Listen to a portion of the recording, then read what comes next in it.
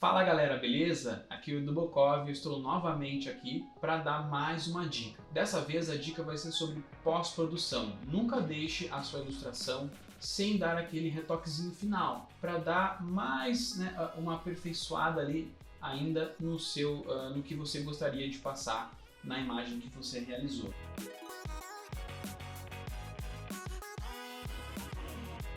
Aqui é uma ilustração que a gente vai realizar juntos dentro do nosso curso. E aí é o seguinte, eu fiz todo o processo, tá? Tem muitos layers, todas as camadas, tem todas as texturas, as pinturas digitais, tudo mais.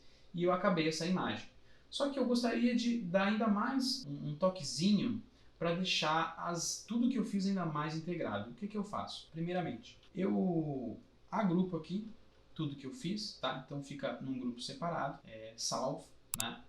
E eu dou um Ctrl A, Ctrl Shift C e Ctrl Shift V para copiar tudo que eu tenho nas layers de baixo e trazer para cima, tá? Eu dou um flat em todo o processo que eu realizei.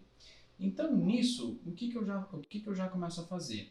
Eu vou dar um contraste a mais, né? Eu quero que alguns elementos fiquem com uma resolução mais aguçada. Então eu vou apertar Filter, Sharpen e Sharpen.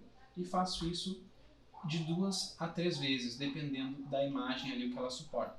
Então dá um resultado bem interessante ali, as suas pinceladas elas ficam bem mais marcadas. Mas eu não quero isso em toda a ilustração. Então eu vou dar uma máscara, tá? Vou mascarar tudo de preto e com a ferramenta gradiente eu vou pegar e começar a vocês podem ver aqui na adição da máscara, começar a colocar em algumas partes ali que eu julgo mais importantes da imagem, um pouco aqui nessa rochinha em primeiro plano, mas nunca em toda a imagem, galera, senão pode acabar deixando tudo como ponto focal, e não é isso que a gente quer, tá? Então tá feita essa parte do nosso retoque. Agora eu vou desabilitar essa parte, tá?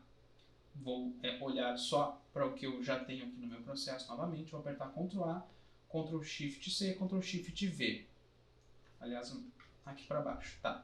Então boto para cima, então novamente uma camada como se fosse no estado anterior, tá? Aí o que eu vou fazer nessa? Eu vou então nos canais e vou selecionar, por exemplo, toda a imagem novamente e vou dizer que toda a imagem, esse canal de vermelho, eu quero que vá um pouquinho para a esquerda. E o azul eu quero que vá um pouquinho para esquerda. Eu falei o contrário, tá? Mas é mais ou menos isso. Um foi para a esquerda e o outro foi para a direita. Aí eu vou botar novamente em RGB e esse processo vai me gerar uma aberração cromática, tá?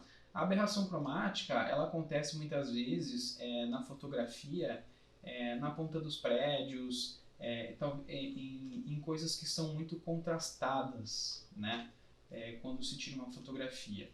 E aí eu vou também mascarar isso e vou revelar aqui nas partes que me interessam mais essa aberração cromática. No caso aqui, nessas partes pontudas das rochas, para acentuar esse efeito de pontudo, deixar ainda mais ríspido. Deixar um pouquinho aqui, certo. Vou botar aqui o pass que eu gerei de Sharpen, beleza? Vou botar em cima esse da aberração cromática. Uma outra coisa que eu faço também é brincar bastante com o Color Lookup, que a gente pode encontrar aqui em ajustes, né? Color Lookup. Então, eu já fiz uma pré-seleção aqui do Color Lookup que mais me interessa. Tem várias opções aqui, tá? Só para mostrar para vocês, deixa eu duplicar ele. Vou duplicar ele e vou mostrar qual é a potência desse filtro. Esse filtro ele traz algumas configurações pré-configuradas de filtros de foto. Então ele altera bastante aqui o esquema da imagem de vocês. Então dá para dar uma brincada. Inclusive dá para baixar esses filtros de outros lugares. Artistas vendem pacotes, né, de Color Lookup e também disponibilizam gratuitamente. Bom, então esse aqui é o que vem já no Photoshop básico mesmo. e no final eu dou mais um levelzinho. Então se vocês derem uma olhada, do início até o fim, não dá uma mudada boa, dá uma contrastada bem interessante na imagem, né? Dá um up ali, inclusive nas próprias cores azuladas ali que o filtro nos proporcionou, tá? Por último, eu tento pensar, por exemplo, eu quero postar essa imagem no ArtStation, tá? O tamanho dessa imagem, originalmente, ela é 3000 pixels, tá? Quem vai abrir essa imagem vai ver que ela é enorme. Nós não precisamos disponibilizar essa imagem com toda esse tamanho. Então eu dou um Ctrl A, Ctrl Shift C para copiar tudo, crio um novo documento, ele já vai copiar as definições aqui do documento a partir das informações que eu já copiei ali. Então vai criar um documento exatamente do tamanho da imagem que eu copiei, tá? E vou diminuir um pouco o tamanho. Diminuindo um pouco o tamanho, a largura estava 3000, diminuir pela metade, tá? Diminuindo um pouco o tamanho, ele ainda fica mais contrastado. Me parece que quando a imagem está maior e a gente reduz um pouco, os pixels acabam se adensando e isso deixa um efeito ainda mais de definição dentro da nossa imagem, tá bom?